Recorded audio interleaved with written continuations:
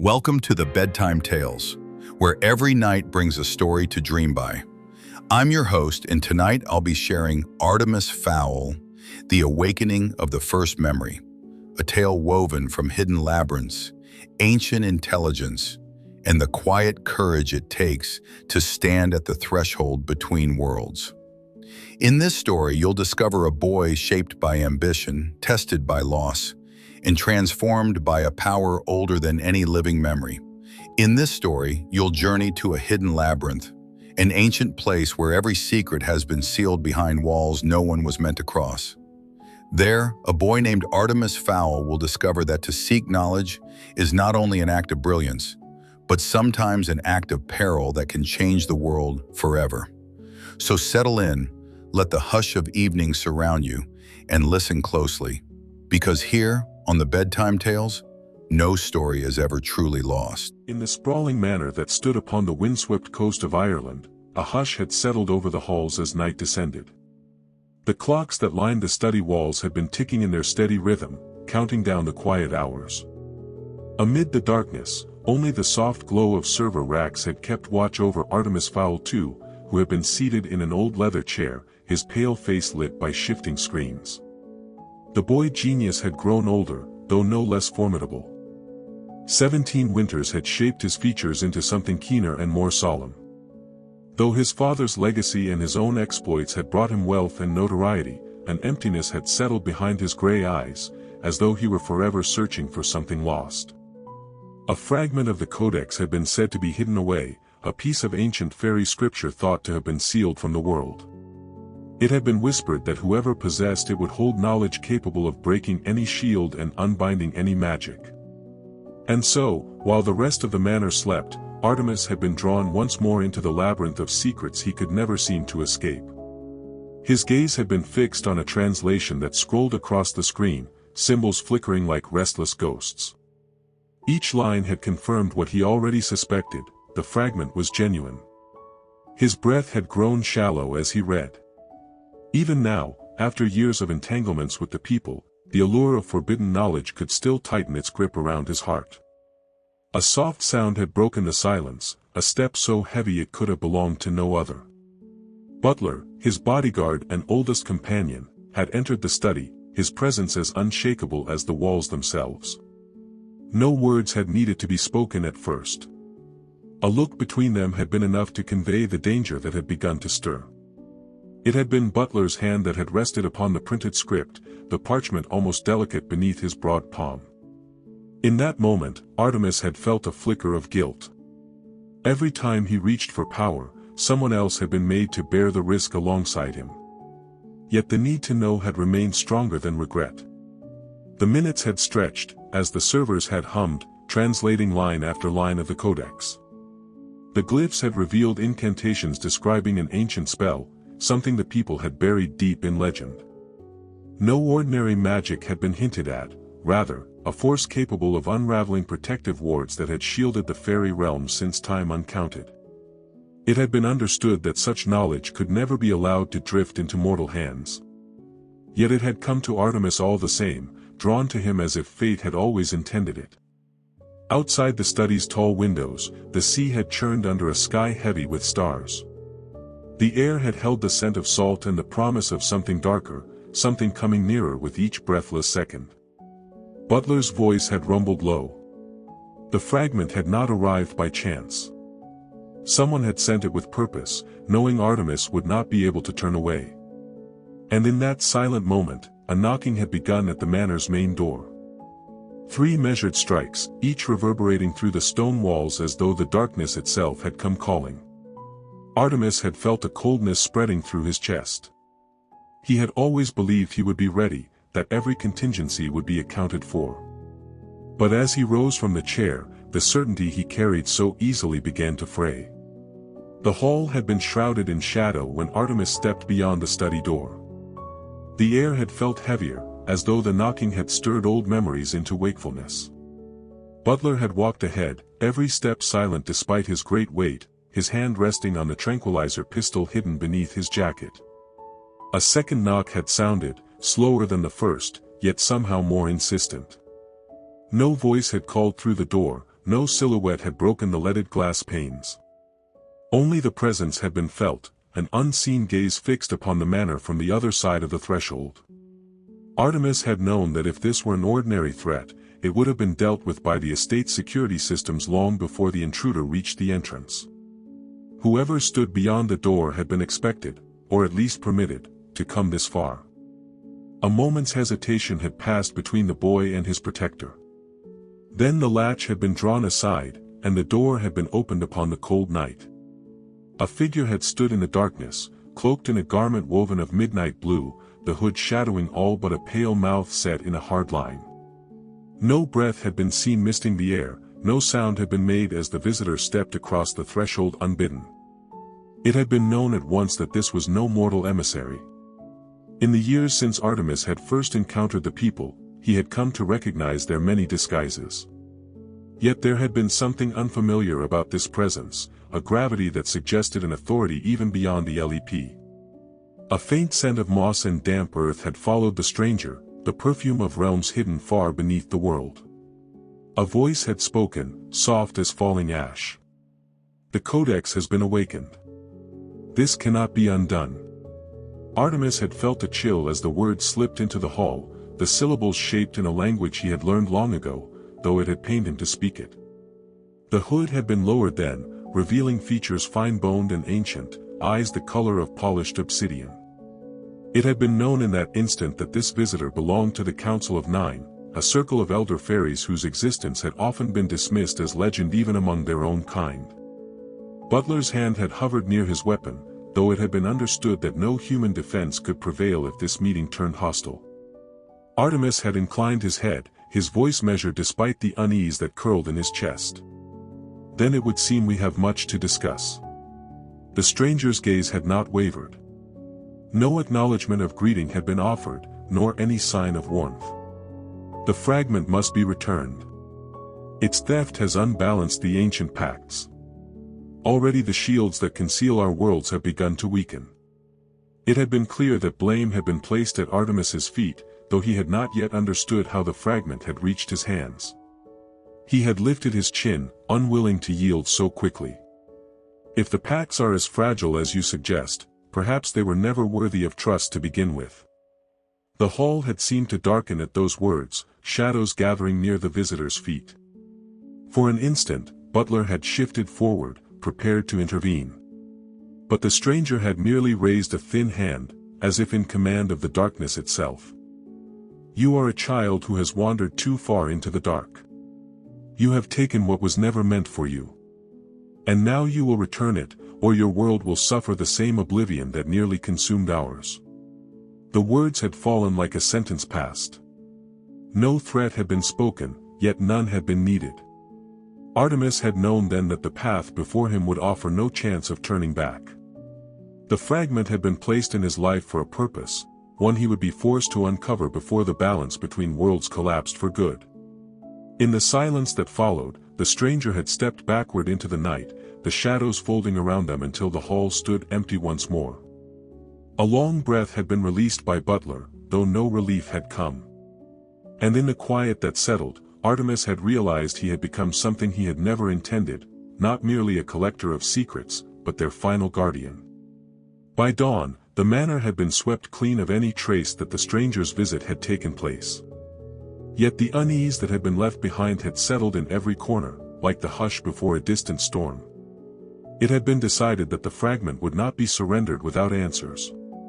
Artemis had known that once it was relinquished, any hope of understanding its purpose would be lost. And so, before the rest of the world had begun to stir, the study had been transformed into a chamber of patient investigation. Pages of ancient script had been arranged in concentric rings upon the long oak table. At the center, the fragment itself had been laid on a slab of glass that pulsed faintly with hidden energy. Though no heat had radiated from the glyphs, the air near the fragment had seemed denser, as though the atmosphere itself had been forced to remember something it had tried to forget. Butler had kept watch by the tall windows, his hand resting upon the polished barrel of an old Sig Sauer pistol. Though he had learned many times that ordinary weapons held little sway against magic, the habit had brought him a measure of calm. Hours had slipped past while Artemis worked. Translations had been cross-referenced against the notes he had taken during the first codex decoding. Yet every line had seemed to contradict the next, as though the text had been designed to conceal its meaning even from the cleverest intruder. It had been near noon when a pattern had begun to emerge, hidden in the rhythm of repeated words and symbols. Each phrase had ended with a mark shaped like an eye. No ordinary eye had been represented, but rather a symbol that had been etched into fairy tombs older than any human civilization. In legend, the eye had been called the sigil of the labyrinth. It had been said to mark the threshold of a place so ancient and secret that even the Council of Nine had forbidden its name to be spoken. And yet, in the fragment Artemis now possessed, the eye had appeared again and again, like a whisper echoing across the centuries. The realization had brought with it a dread that could not be ignored. If the fragment truly described the entrance to the labyrinth, then its theft would be more than an insult to the people. It would be seen as an act of war. At that thought, Artemis had closed his eyes and pressed his hand to the cool glass. The decisions he had made in pursuit of knowledge had always been justified to himself. Each risk had been weighed and measured. But the labyrinth was no ordinary secret. It had been said to hold a power that could unmake the walls between worlds. His thoughts had been interrupted when a soft chime had sounded from the far side of the study. A hidden door, carved to blend with the wood paneling, had swung open without a hand laid upon it. A figure had emerged, her copper hair catching the weak light that filtered through the drapes. Holly Short had been clad in an armored flight suit, though no weapon had been drawn. Her expression had been neither hostile nor welcoming. Instead, it had been shaped by a weariness that Artemis recognized as a mirror of his own. It had been understood between them that no accusations would be needed. Their history had made such words unnecessary. Holly had taken in the sight of the fragment, the pages, the screens alive with translation. Her gaze had softened, though her shoulders had remained tense. "You were warned," she had said quietly, her voice colored by something that sounded almost like sorrow. And though Artemis had wished to deny it, the truth had been plain.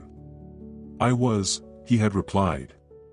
But the warning was not enough. For a time, no more had been spoken. The hours had been allowed to pass while the fragile peace between them had remained unbroken. It had been Butler who had asked the question that neither of them had wished to voice. If the labyrinth exists, then what lies within it? Holly's eyes had closed as she recalled the stories she had once dismissed as superstition. It had been told among her people that the labyrinth had been created in the earliest dawn of the fairy race. Inside its hidden chambers, a living memory had been sealed, a consciousness too vast to be contained in any single mind. A consciousness that had known every spell, every secret, every weapon the people had ever devised. To seek the labyrinth had been to risk awakening something that would devour all who dared trespass. And yet, as Artemis had listened, it had become clear that he would never be able to look away. For in that ancient vault, he believed the answer could be found, the answer to every question that had haunted him since childhood. The reason his family had been marked by tragedy and fortune in equal measure. The pattern beneath the chaos of his life. The temptation had been too great.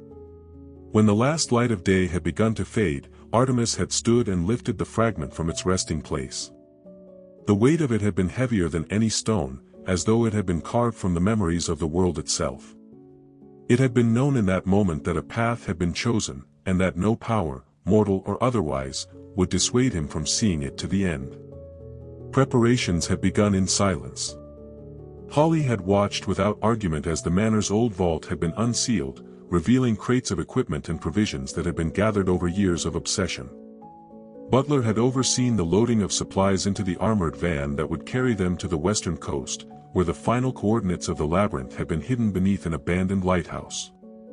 As the vehicle had pulled away from Fowl Manor, a hush had fallen over the land, as though the earth itself had been holding its breath.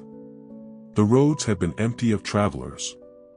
Only the wind had accompanied them, whispering through the hedgerows like a chorus of unseen voices. At intervals, Artemis had turned the fragment over in his hands, studying the glyphs as though they might change beneath his gaze. He had known that once the final passage had been translated, the doorway would be revealed, and the last threshold would stand waiting. Hours had passed before the lighthouse had appeared on the distant cliffs. Its blackened windows had stared down at the churning sea. The path that led to its base had been choked with brambles and salt-stained rubble. Yet Artemis had felt no hesitation as he stepped into the darkness that pooled beyond the ruined threshold. The walls had been marked with faded glyphs, their meaning long since lost to memory. In the center of the chamber, a stone plinth had stood, shaped in the likeness of the eye. It had been clear what would be required. The fragment had been laid upon the plinth, and as the last symbol had touched the cold stone, the walls had begun to shiver. A sound like distant thunder had risen from beneath their feet. The floor had been revealed to be a hidden platform. As it had begun to descend into the earth, no escape had remained. Holly had reached for Artemis's hand, though no word had been spoken. In that touch, there had been understanding. Whatever lay ahead, they would face it together. The darkness had swallowed them, carrying them down into the place no living soul had seen in countless ages. The platform had carried them deep below the lighthouse until no trace of the daylight remained. A silence had gathered so complete that it had seemed to press against the ears, as though the air itself had been thickened by old secrets. No torch had been lit. Instead, a pale luminescence had begun to seep from the walls of the shaft, casting each surface in a cold, colorless glow. Artemis had felt the weight of the fragment shifting faintly in his pocket, as though some hidden force had been drawn toward its resting place. Every instinct had urged caution, but the compulsion to continue had been stronger than any dread.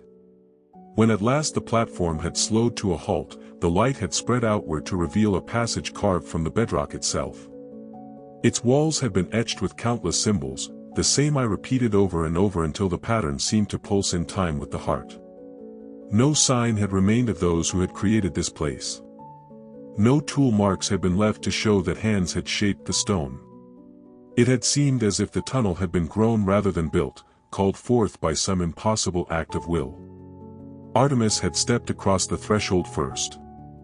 Holly had followed without hesitation, her breath rising in faint clouds despite the stillness of the air.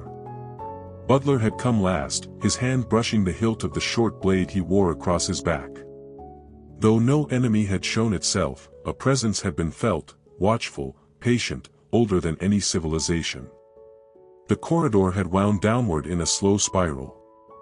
As they passed, sections of the walls had lit in response to their nearness, each glyph brightening before fading again into darkness. Hours might have slipped by unnoticed, for in that place time had felt suspended. No fatigue had claimed them, nor any hunger. It had seemed as though the labyrinth had existed beyond the laws that governed the waking world. And yet, the further they descended, the stronger the pull upon the fragment had become. At last, the tunnel had ended in a chamber so vast its ceiling had been lost in the darkness above. A single stone dais had risen at its center, shaped like a shallow bowl. The walls of the chamber had curved away in every direction, carved into smooth, seamless arcs. Artemis had felt the certainty that this place had been the heart of the labyrinth, the destination to which every hidden path had led. The fragment had been drawn from his pocket almost without his willing it. As his hand hovered over the dais, the stone beneath the glyphs had begun to shimmer, as though it remembered its own creation. A voice had spoken then, neither human nor fairy, neither male nor female. It had been shaped from the resonance of the chamber itself. You who bear the memory. Why have you come? The question had not been spoken aloud but had arisen within each of their minds, bypassing the senses and striking at the heart. For the first time in many years, Artemis had not known how to answer. He had come in search of understanding, yet the price had never been named. He had sought to protect his world, yet the lure of forbidden knowledge had drawn him deeper with every step. 1,000 possible replies had gathered on his tongue, but none had seemed sufficient. It had been Holly who had spoken, her voice steady though her hand had been trembling. We came because there was no other way. The codex was broken. The pacts were unraveling. We came to know how to set it right. The silence that followed had stretched so long that Artemis had wondered if they had been judged unworthy.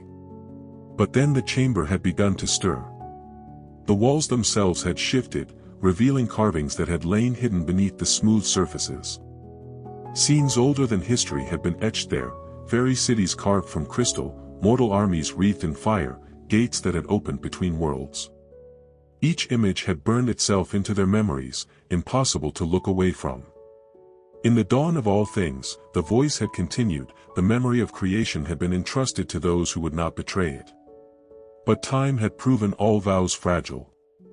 Now you stand at the threshold, where the past and the future converge. A light had begun to gather within the dais.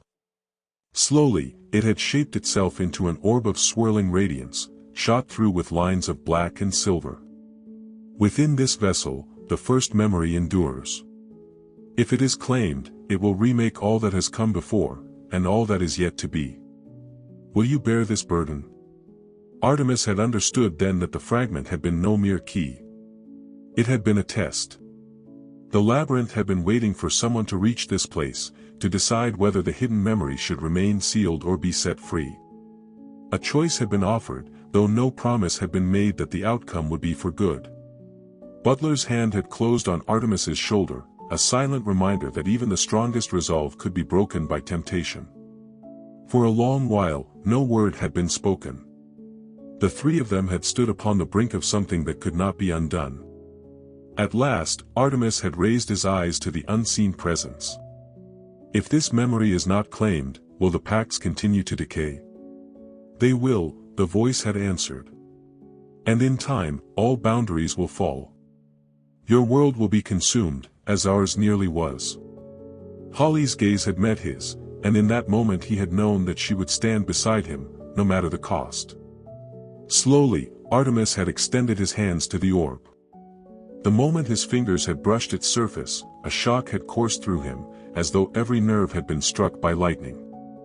Images had flooded his mind, visions of the first fairies shaping the earth, of ancient pacts forged in desperation, of gates sealed behind walls of unbreakable stone.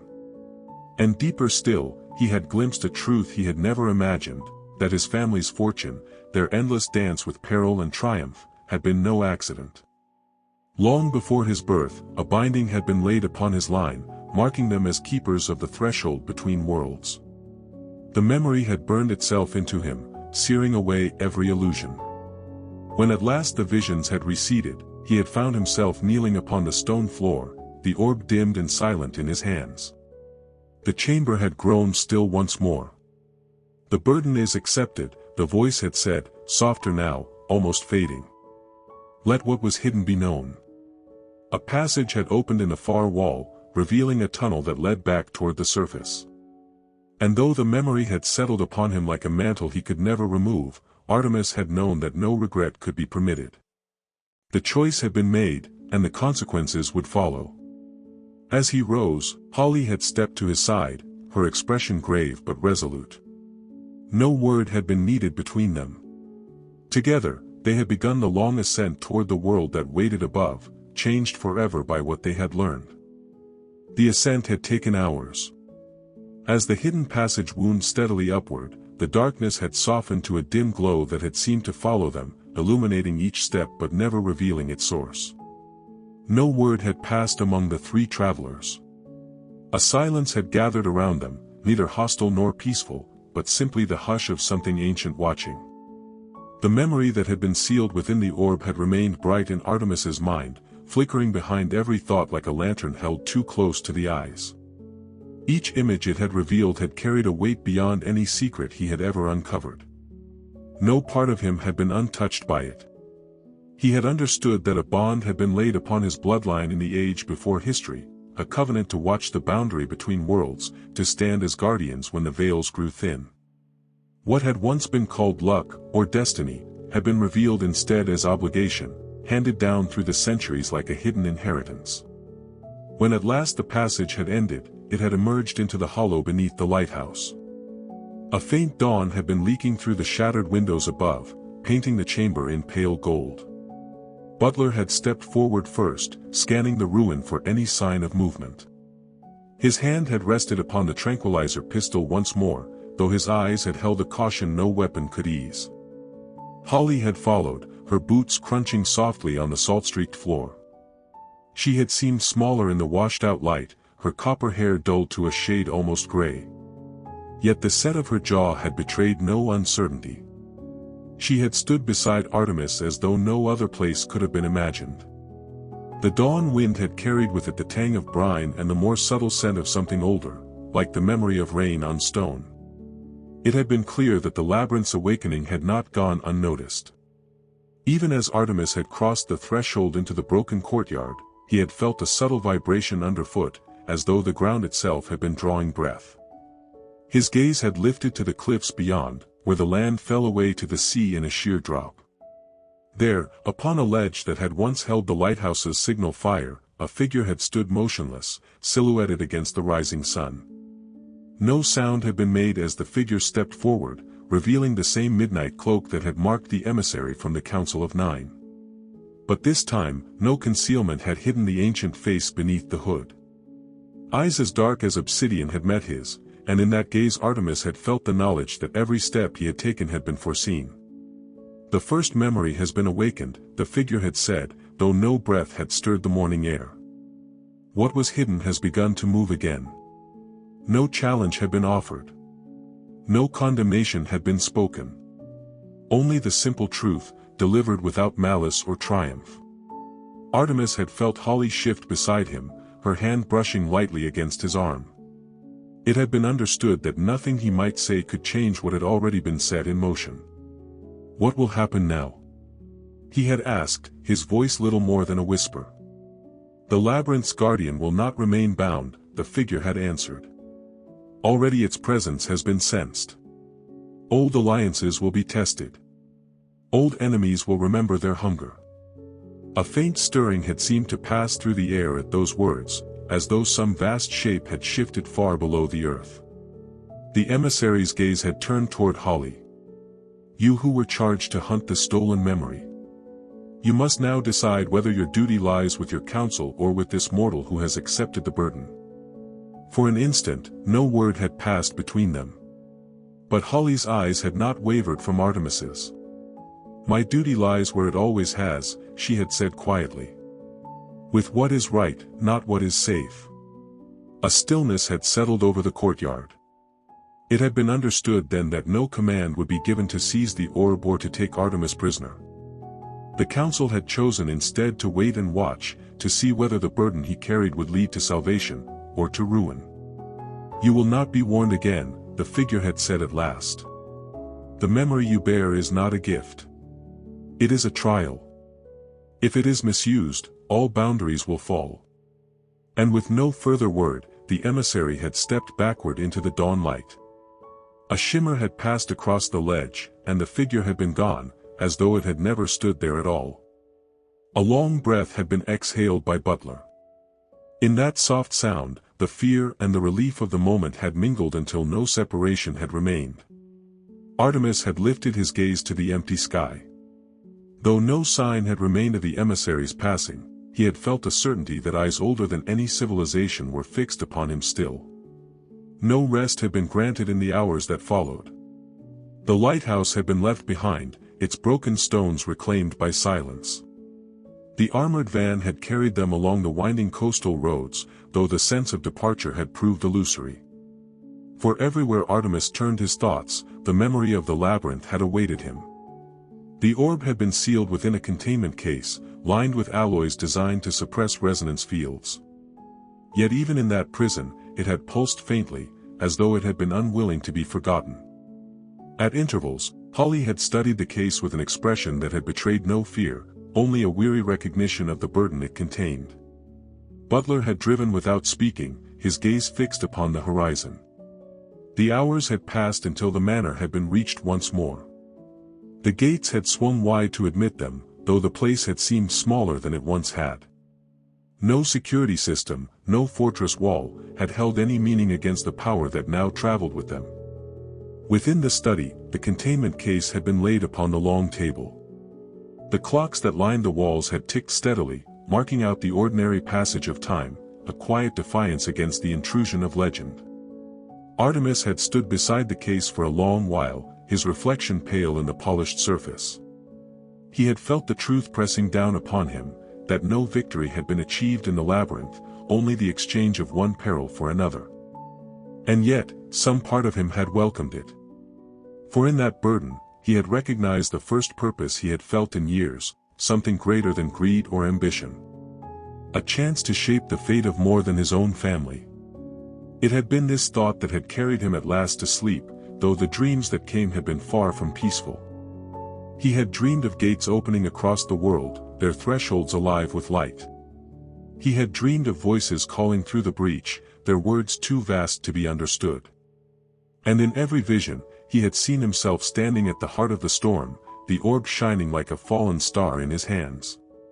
When he had woken, dawn had come once more, spilling gold across the study floor. And though the burden had remained, a quiet certainty had settled in his chest. Whatever trials lay ahead, he would face them with the knowledge that no destiny, however ancient, could define him completely. It had been said by the people that when the labyrinth's memory stirred, the first signs would not come in the hidden cities below the earth, but in the world above. In the quiet hours of dawn, that truth had begun to reveal itself. By the second day after the return from the lighthouse, reports had begun to surface, quiet at first, then gathering like the first winds before a storm.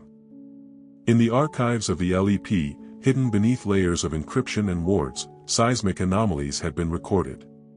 Tremors too shallow to be caused by ordinary tectonics had rippled beneath Europe and the North Atlantic.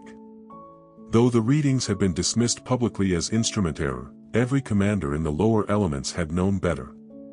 Farther east, in the icebound reaches of Siberia, a series of auroras had been observed, spirals of green and violet light that had formed symbols in the sky, glyphs no human eye could decipher. And in the corridors of power, both mortal and fairy, whispers had grown that the balance between the worlds had begun to tilt. Within Fowl Manor, a vigil had been kept without interruption. Artemis had remained in the study long past dusk, surrounded by the quiet ticking of the clocks. The containment case had been left unopened, yet the presence within it had made itself known in subtler ways. Electronic systems had begun to fail without cause, screens blinking to darkness, drives unmounting themselves as if rejecting any attempt to record what could not be contained. At times, the very air had seemed to hum with an invisible current, brushing against the skin like static.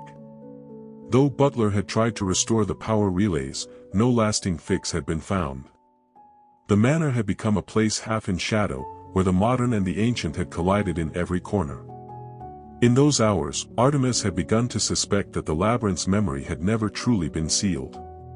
It had only been waiting for a mind willing to open itself to it. Holly had kept watch with him. She had moved through the silent halls without complaint, though her eyes had never strayed far from the case. For she, more than any other, had understood that whatever knowledge Artemis now carried would not remain dormant forever. On the third night, the first visitor had come unannounced. A soft tremor had passed through the study floorboards, followed by the sound of stone grinding against stone. In the north wall, where no door had ever been, an arch had formed, as though the manor itself had been reshaped by an unseen hand. The passage beyond had been filled with a silver light, neither bright nor dim, that shimmered as if alive. Butler had stepped forward at once, his hand upon the tranquilizer pistol, though it had been known instinctively that no bullet would serve. From the archway, a figure had emerged, taller than any human, its form draped in a robe woven from threads of shifting metal. Its face had been hidden behind a mask shaped like a bird's skull, though no trace of bone had gleamed in the sockets. Only darkness had been seen there, deeper than any ordinary night. No words had been spoken by the figure.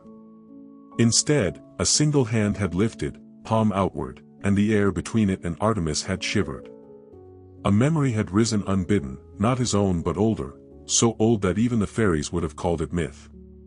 He had seen a council chamber carved into the heart of a mountain. 12 figures had stood arrayed in a circle, each bearing a mask like the one before him. Their voices had blended into a single thought, one that had filled the stone hall without echo. When the pacts are sundered, the threshold will open. The vision had broken as swiftly as it had come. Artemis had found himself swaying on his feet, the taste of salt sharp upon his tongue. Holly's hand had steadied him, though her own breathing had been uneven. The figure had lowered its arm, and the darkness behind the mask had pulsed once in acknowledgement. Then, with a step as silent as snow, it had turned back toward the archway. No command had been given. No threat had been made. Only the certainty that this appearance had not been a dream. As the figure vanished, the arch had flowed shut, leaving behind no sign that it had ever existed. In the days that followed, the manor had become a place suspended between two realities. By daylight, it had appeared unchanged, a grand estate upon a lonely Irish coast, its windows catching the pale sun. But by night, the walls had seemed to breathe, as though the stones themselves had become aware. The containment case had remained sealed, yet Artemis had begun to sense that it no longer held the first memory entirely apart from him. At times, he had felt a subtle pressure behind his eyes, a presence observing his thoughts, sifting them as one might sift the pages of a book. Each dawn had brought fresh signs that the awakening had spread beyond these walls.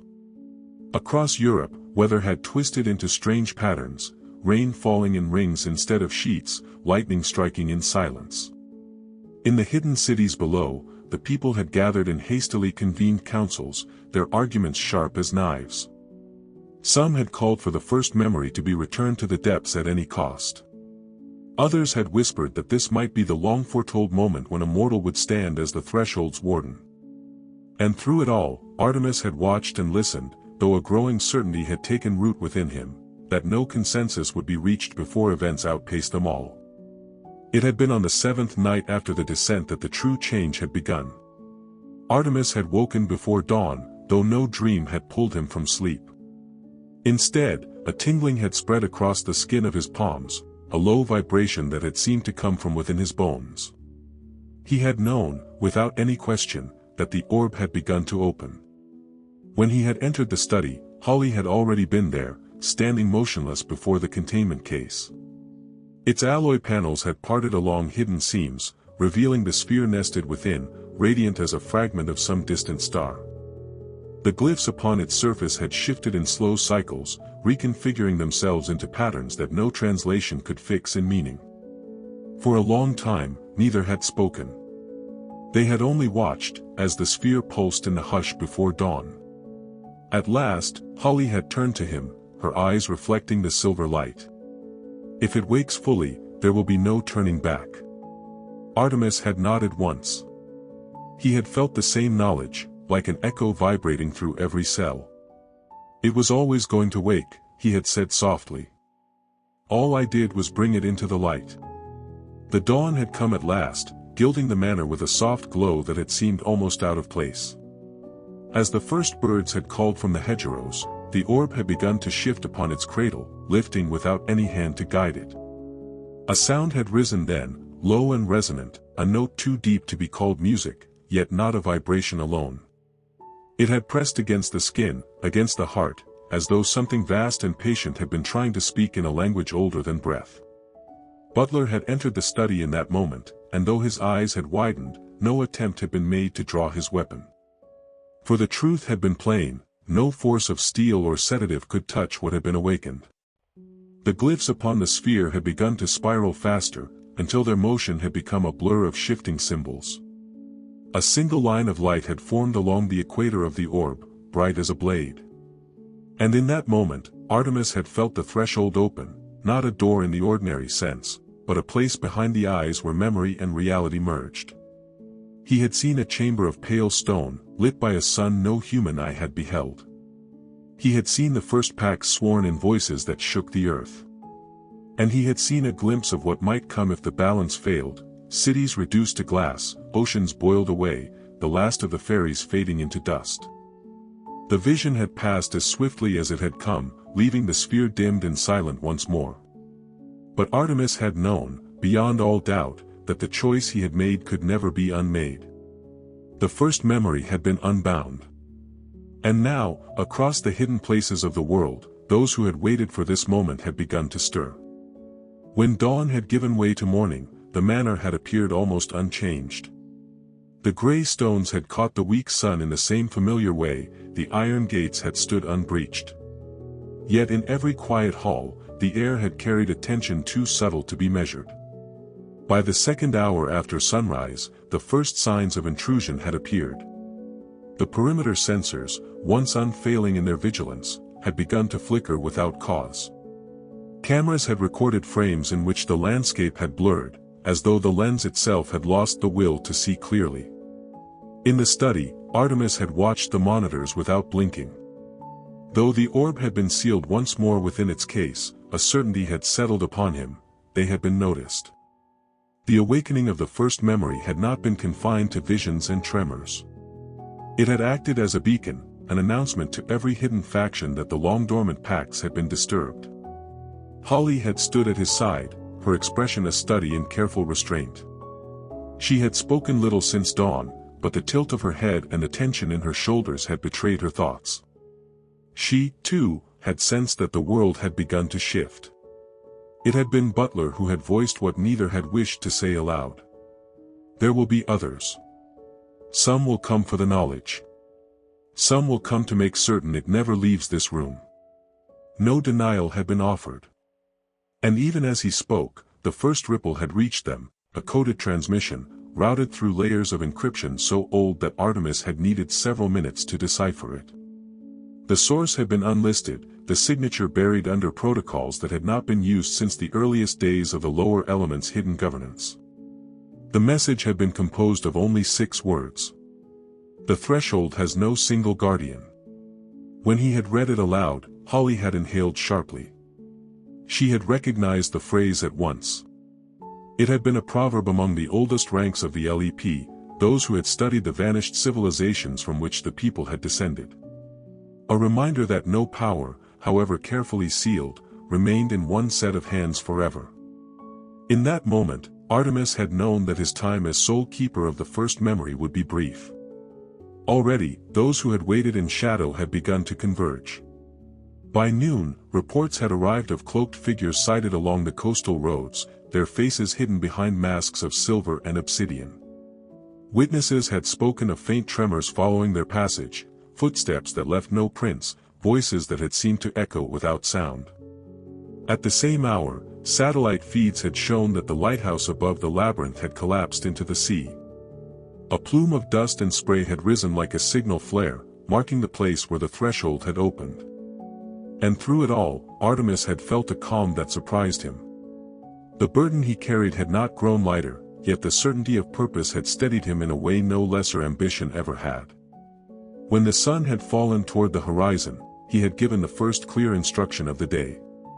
If they mean to come, we will let them. But the terms will be ours. By the time the last light had faded, the manor had been prepared. Every sensor had been recalibrated, every barrier tested and reset. The containment case had been placed upon the study table, its polished surface reflecting the fire that burned low in the hearth. Holly had checked her sidearm twice, though she had known any conflict would be decided by older forces than bullets. Butler had stationed himself near the main entrance, where the shadows gathered thickest.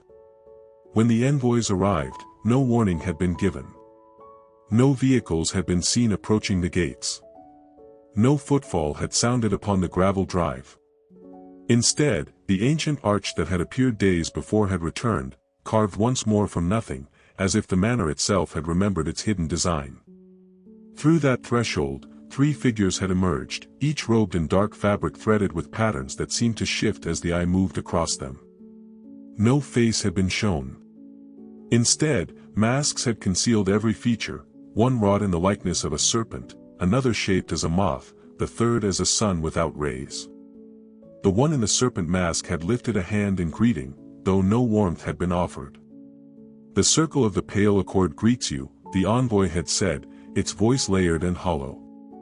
"You hold what was meant to remain sealed." Artemis had inclined his head in acknowledgement, though no apology had been offered. "I hold what was hidden," he had replied. "I have not yet chosen how it will be used." A silence had settled then, heavy and expectant. "The first memory is no tool," the moth-masked envoy had said. "It is the sum of all that was made and unmade. If it wakes fully, no power will constrain it." Holly's voice had broken the hush, calm but edged in steel. "You mean to claim it for yourselves?" The envoy in the serpent mask had turned toward her, the darkness within its eye sockets shifting subtly. "We mean to protect what remains. The threshold has opened. If you will not surrender the memory, others will come who are less patient." The third envoy, the one masked as the sun, had stepped closer to the containment case. A hand had been lifted, fingers splayed above the polished surface. No contact had been made, yet a ripple had passed across the metal, as though the presence within it had recognized something long forgotten. "There are older debts here," the envoy had murmured, so quietly that Artemis had almost missed the words. "Older claims than any you understand." And though no threat had been voiced, he had felt the hair rise at the back of his neck. For the first time since he had returned from the labyrinth, a doubt had touched him, not in his resolve, but in his comprehension. What if the first memory had not been sealed merely to protect the people from the mortals? What if it had been hidden to keep something older from reclaiming it? When the envoys had withdrawn, no promise had been made to leave them in peace. Only a quiet understanding had remained, that the time for negotiation would be brief, and that the next arrival might not come speaking in parables. As the arch had folded into the wall, Artemis had sat beside the containment case and closed his eyes. The fire had guttered in the grate, throwing shadows that danced upon the ceiling like the silhouettes of things unseen. Holly had watched him without speaking. She had known that no reassurance would be accepted. In that hush before midnight, a certainty had rooted itself in Artemis's thoughts. He had come to believe that knowledge alone would be enough. That if every pattern were uncovered, every secret laid bare, a path would be revealed to keep both worlds safe. But the first memory was not a riddle to be solved. It was something alive, something that had waited since the dawn of all things to see itself set free. And it had chosen him to be its vessel. A slow dread had begun to rise in his chest, not because he feared the power itself, but because he feared how much of himself had already been given to it. When midnight returned, the manor had seemed quieter than it ever had before.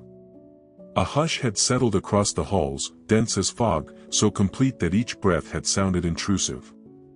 Though no hour had been appointed, Artemis had known the confrontation would come before dawn. He had spent the hours before the attack seated beside the containment case, studying the flickering glyphs that sometimes emerged upon its surface. Each pattern had felt like a voice pressed just out of hearing, some last attempt by the memory to reveal itself fully. At times, he had felt a question rising in his thoughts: would it be so wrong to open it, to become more than human? But he had set the temptation aside as one might set aside a poisoned cup. No answer had come easily. Holly had moved between the windows in steady circuits, scanning the grounds for any shape that did not belong. Though she had said nothing of her fears, her hands had never strayed far from the sidearm strapped to her thigh. Butler had secured each entrance, reinforcing every lock, though all three of them had understood the futility. What hunted them now was not bound by thresholds of wood or iron. When the attack began, no trumpet of warning had sounded. It had been signaled only by the sudden extinguishing of every light, an absolute darkness that had seemed to breathe in the instant before the first impact struck the study doors.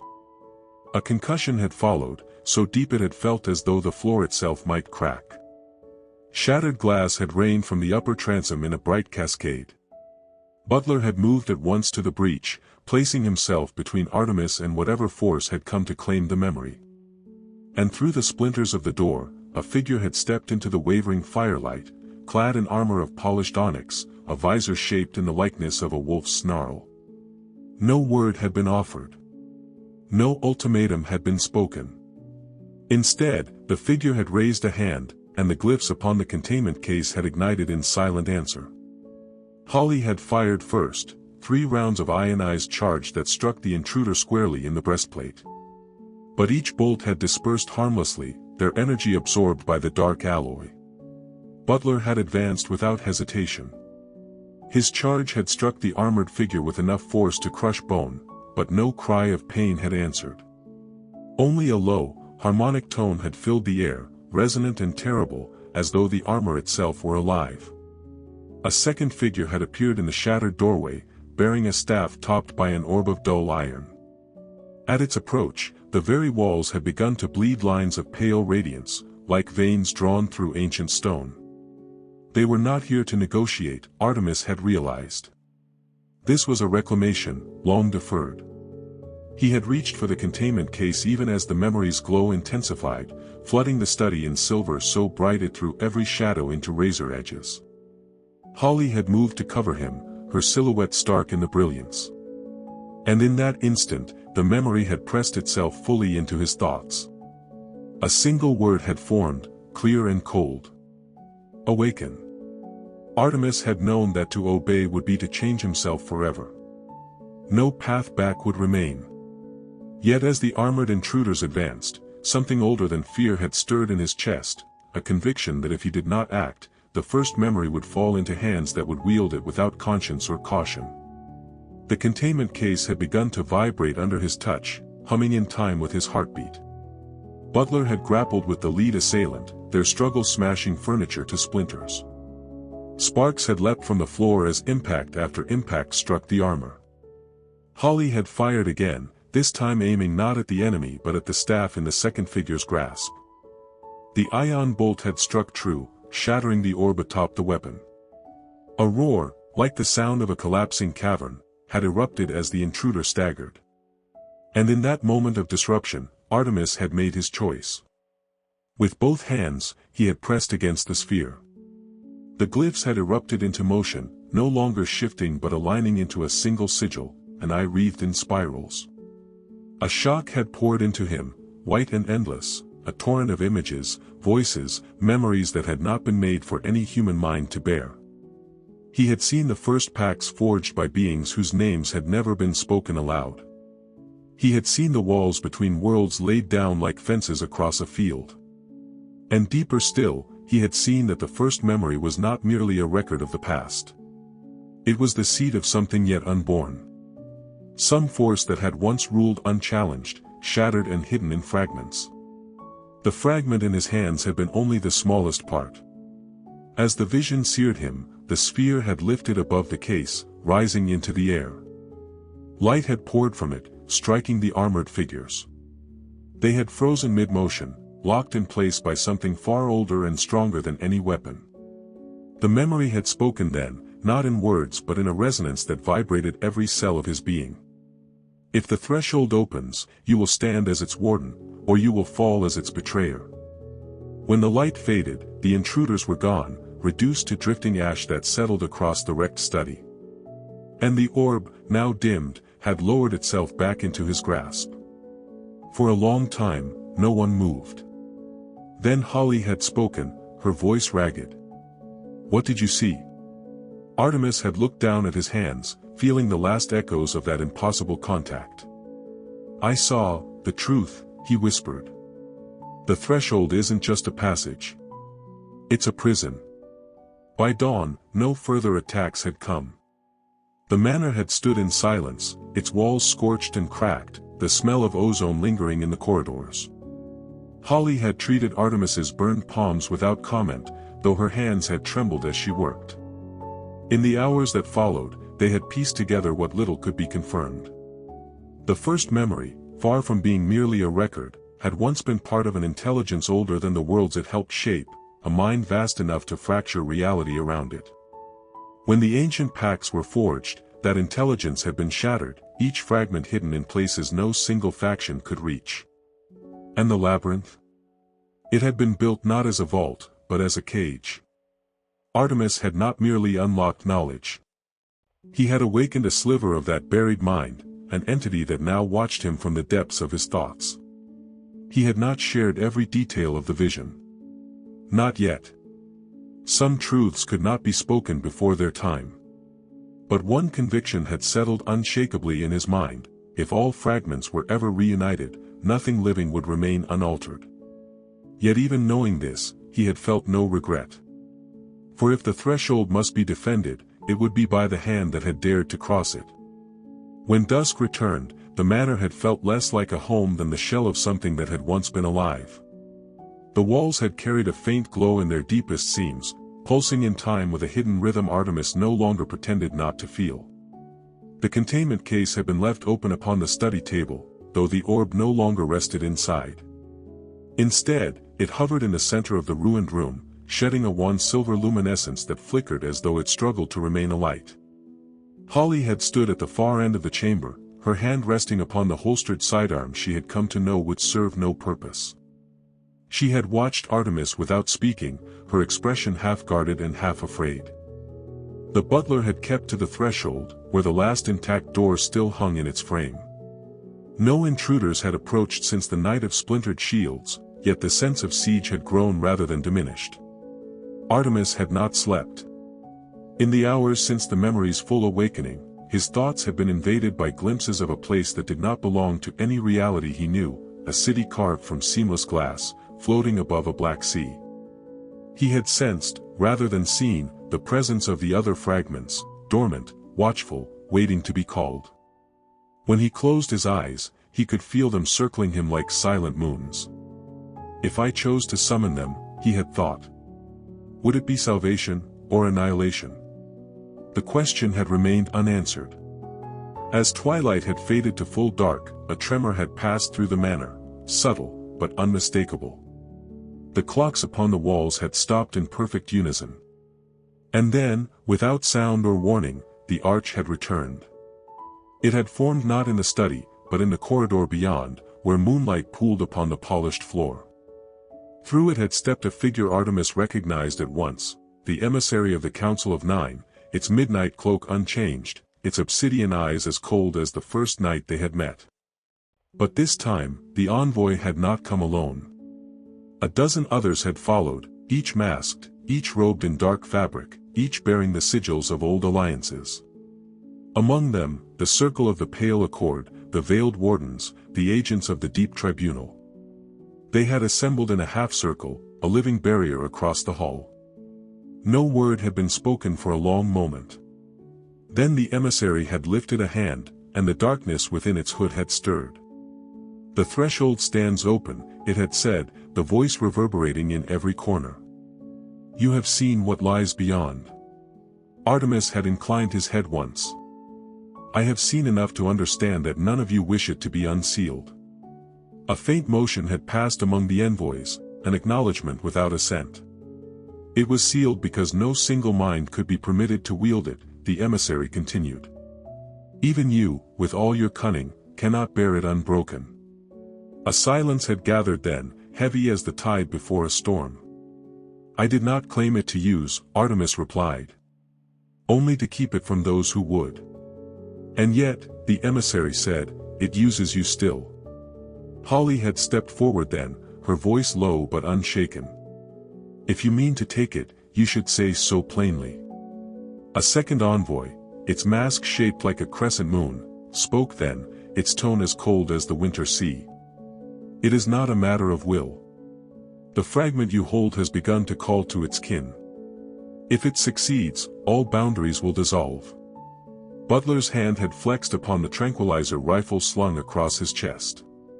He had said nothing, but his eyes had met Artemis's, and in that shared look lay a single question, how far will you go? Artemis had drawn a long breath. If I surrender it, he asked softly, what becomes of me? You will be unmade, the emissary replied without cruelty. Your mind has been bound to it. The separation will not be survived. For a moment, no one moved. Holly's hand had closed around Artemis's arm. There must be another way, she whispered. But he had known, in the marrow of his bones, that no escape remained. In the hush that followed, the orb's glow had grown steadier, as though it sensed the culmination it had awaited. Images had begun to rise behind Artemis's eyes, not memories this time, but possibilities. He saw himself casting the orb down, shattering it before any could reclaim it. In that vision, the threshold had remained sealed, but the backlash had consumed the manor in a tide of unbound force. Nothing living had walked away. He saw himself surrendering it to the emissary. In that version, the fragment had been sealed again, but the cost had been the final dissolution of everything that made him Artemis Fowl. And he saw the third path, to open it fully, to become its vessel in truth, and to attempt, by sheer will, to shape its power into something that might save both worlds. Each vision had carried its own promise, and its own ruin. When he looked up, Holly was watching him, her eyes wet with unshed tears. "Artemis," she began. "I know," he said gently. The envoys had waited without impatience. They, too, had known that no force would hasten this choice. At last, he reached for the orb. It rose willingly to meet his hand. "If this is the end," he said, "let it be my choice." And as the first memory flared in a brilliance that eclipsed all other light, he felt himself begin to dissolve, not in pain, but in a clarity beyond any comprehension. He had thought himself alone in that moment. But from the darkness within the orb, a presence reached back, something neither enemy nor ally, only the echo of an ancient purpose that had waited unfulfilled. "If you would be more than a vessel," it whispered, "then let your will be stronger than your fear." In the final instant before the threshold unsealed, Artemis poured everything he was into the shaping of that vast intelligence. His memories, of his mother, of the boy he had been before cunning hardened his heart. His regrets, each moment he had chosen ambition over compassion. His hope, that there was still something worth saving. And the memory did not reject him. The brilliance exploded outward, filling the manor, then the sky beyond.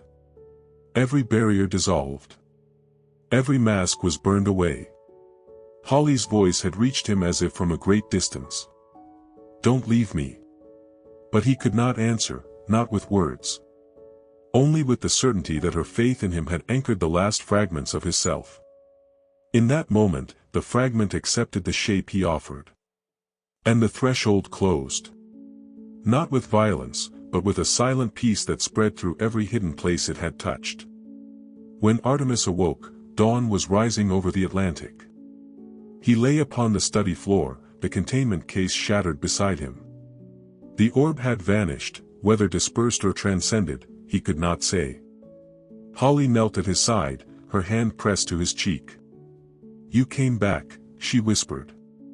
He managed a faint smile. "Did I ever really leave?" Beyond the broken windows, the sea was calm. The sky held no sign of the forces that had warred in secret. And for the first time, Artemis felt no hunger for further conquest. The knowledge he had claimed would remain, part of him now, yet no longer a threat. He had been forged by ambition, tempered by loss, and remade by something older than any dream.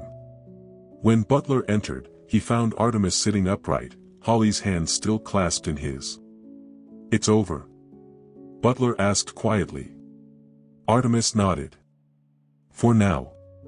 And in the hush that followed, it was understood that the boy who had once thought himself a master of all secrets had learned the greatest truth of all. Some power was meant not to be possessed, but to be met with respect, and, finally, to be released.